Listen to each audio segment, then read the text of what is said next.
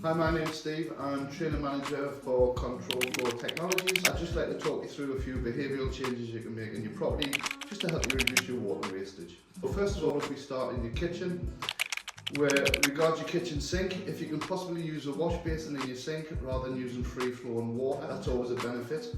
If you haven't got a wash basin, please put the plug in so you're using a limited amount of water rather than, again, just free flowing water going down the drain.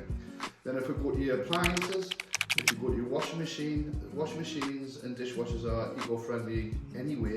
However, most of them will have an eco button on, so if you were to press the eco button, that'll help. And also, always full loads, no half loads. If you were to move on to your bathrooms, the biggest usage of water in your bathroom is always your showers. A main shower usually uses anywhere between 10 and 15 litres of water per minute. But 4-minute showers is ideal.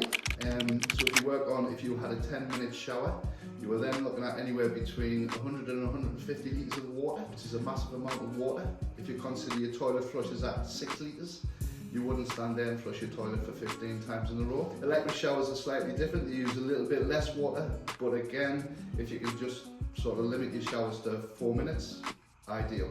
Now your toilets, your dual flush toilets, wherever possible, use the small flush on your dual flush toilets.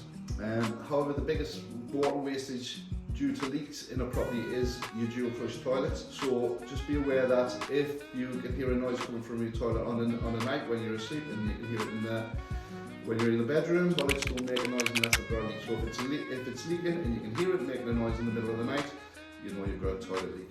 I can't express how important it is to get that fixed quickly, because that is going to use a lot more water than what you imagine, the same as dripping taps. Now also, if you haven't dripping tap, a dripping tap can be anything from 20 to 50 litres per day.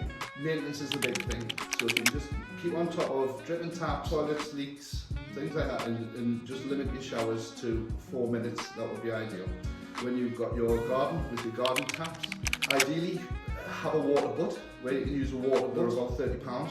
Good investment, because it will save you the amount of water you're going to use on your external taps. However, if you are going to use an external tap with a hose pipe, I would suggest you use a spray gun on the end of it. That again limits how much water is coming out of the hose. So that's pretty much it. Some very easy, simple steps how you can reduce your water wastage in your own home.